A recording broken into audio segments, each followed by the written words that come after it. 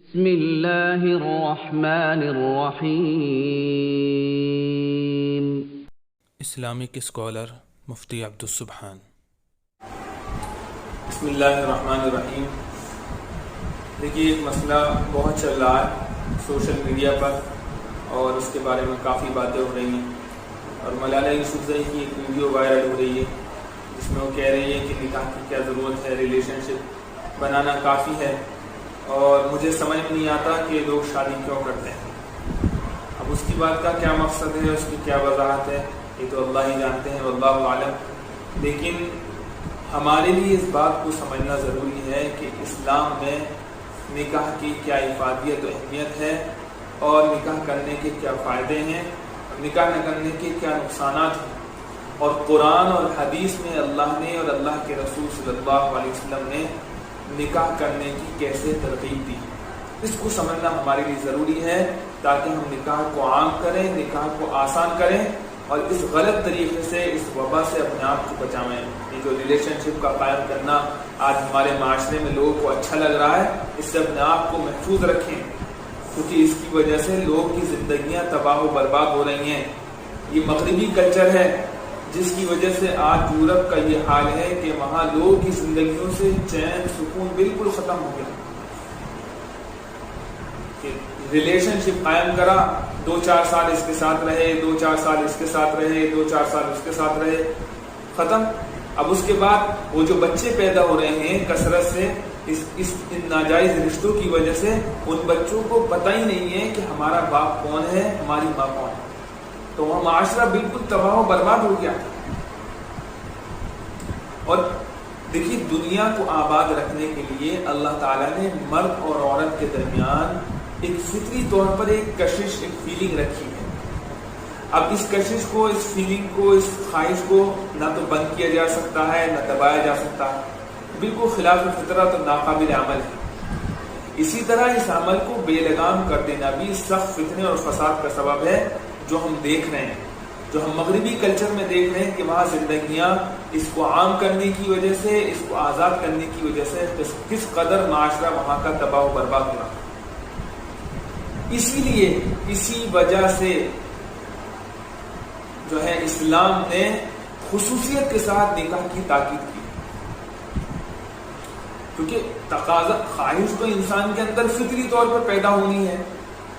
اب اس کو کس طریقے سے، پاکیزہ طریقے سے جو ہے کس طرح پورا کیا جائے، تو اس کے لیے اسلام نے تجربے سے یہ بات بالکل صادق آتی ہے کہ نکاح جو ہے وہ عفت و پاکیزگی کا، عزت کا سب سے بڑا ذریعہ ہے، سب سے بڑا، اور شیطان کے وسوسوں سے بچنے کا سب سے زیادہ مؤثر ذریعہ ہے نکاح کرنا۔ خود قرآن میں اللہ تبارک و تعالی نے حکم دیا ہے نکاح کرنے کا، فَانْكِحُوا مَا طَابَ لَكُم مِّنَ النِّسَاءِ، کہ تم نکاح کر لو جو عورتیں تم کو اچھی لگیں۔ دیکھیے، اب یہ آیت بالکل واضح طور پر اس بات پر دلالت کر رہی ہے کہ یہ نکاح اللہ کے نزدیک بہت ہی زیادہ محترم بشان اور بہت ہی عظیم معاملہ ہے، اور اسی وجہ سے اللہ کے رسول صلی اللہ علیہ وسلم نے نکاح کو نصف ایمان قرار دیا۔ اللہ کے نے فرمایا کہ جب کسی شخص نے نکاح کر لیا تو اس نے اپنا آدھا دین مکمل کر لیا، اب وہ آگے آدھے باقی ماندہ دین میں اپنے پروردگار سے ڈرتا رہے۔ یعنی نکاح کو نصف دین قرار دینے کی وجہ یہ ہے کہ گناہوں کا جو، یعنی انسان سے جو زیادہ تر گناہ ہوتے ہیں وہ منہ اور شرمگاہ سے ہوتے ہیں۔ اگر وہ نکاح کر کے شرمگاہ کو گناہوں سے بچا لے تو گویا اس نے گناہوں کے آدھے راستے کو بند کر دیا اور دینی خرابی سے اپنے آپ کو بچایا۔ اسی لیے نوجوانوں کو نکاح کی اللہ کے رسول صلی اللہ علیہ وسلم نے ترغیب دی۔ نوجوانوں کو مخاطب کر کے اللہ کے رسول صلی اللہ علیہ وسلم نے ارشاد فرمایا، بیان فرمایا کہ یا معشر الشباب من استطاع منکم الباءۃ فلیتزوج فإنہ اغض للبصر واحسن للفرج، کہ اے نوجوانوں کی جماعت، تم میں سے نکاح کی قدرت، جو تم میں سے نکاح کی قدرت رکھتا ہو اسے چاہیے کہ وہ نکاح کر لے، اس لیے کہ وہ نگاہ کو بہت زیادہ نیچے رکھنے اور شرمگاہ کی بہت زیادہ حفاظت کا ذریعہ ہے۔ یعنی یہ نکاح عفت و عصمت کی حفاظت کا سب سے محفوظ راستہ. اور ایک حدیث میں اللہ کے رسول صلی اللہ علیہ وسلم نے ارشاد فرمایا کہ نکاح کرنے والے کے ساتھ اللہ کی مدد ہے. نکاح کرنے والے کے ساتھ اللہ کی مدد, 3 شخصوں کی مدد کرنا. حدیث ہے اللہ کے رسول صلی اللہ علیہ وسلم نے فرمایا کہ 3 شخصوں کی مدد کرنا اللہ تعالیٰ نے خود اپنے ذمہ لازم کر رکھا ہے. ان میں ایک وہ شخص ہے, وہ نکاح کرنے والا جو پاک دامنی چاہتا ہو, جو پاک دامنی چاہتا ہو. تو اس حدیث شریف سے معلوم ہوا کہ عفت و عصمت, عزت کے تحفظ کے لیے جو شخص نکاح کا ارادہ کرے گا تو اللہ تعالیٰ کی مدد اس کے ساتھ شامل حال ہوگی انشاءاللہ. نکاح کا پاکیزہ مقصد کیا ہے؟ ایک موقع پر نکاح کی ترغیب دیتے ہوئے آپ صلی اللہ علیہ وسلم نے یہ خطاب فرمایا کہ تزوجوا الودود الولود فإنی مکاثر بکم الامم, کہ ٹوٹ کر محبت کرنے والی اور زیادہ بچے جننے والی عورت سے نکاح کرو, کیونکہ میں تمہارے ذریعے سے قیامت کے دن دیگر امتوں پر کثرت کرنے والا ہوں گا. تو اس سے کیا معلوم ہوا؟ اس سے معلوم ہوا کہ نکاح کے اہم ترین مقاصد 2 ہیں. سب سے پہلا, میاں بیوی میں محبت کی فراوانی.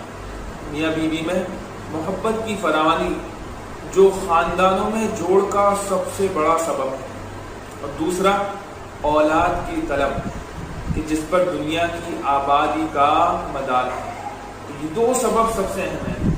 لہذا نکاح جو ہے وہ خالی شہوت کو پورا کرنے اور موج مستی کا ذریعہ نہیں ہے, بلکہ ان پاکیزہ مقاصد کو حاصل کرنے کا سب سے بڑا سبب. اس لیے بھائی اگر قدرت کے باوجود نکاح نہیں کرے گا کوئی, تو وہ ایک بہت بڑے ثواب سے اور ایک بہت پاکیزہ طریقے سے محروم ہو جائے گا.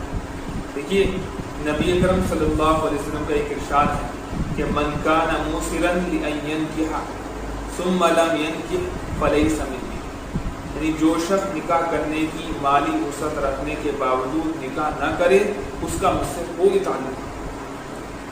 تو اب ان روایتوں سے اسلام کی نظر میں نکاح کی اہمیت کا ہم بخوبی اندازہ لگا سکتے ہیں, بآسانی اندازہ لگا سکتے ہیں.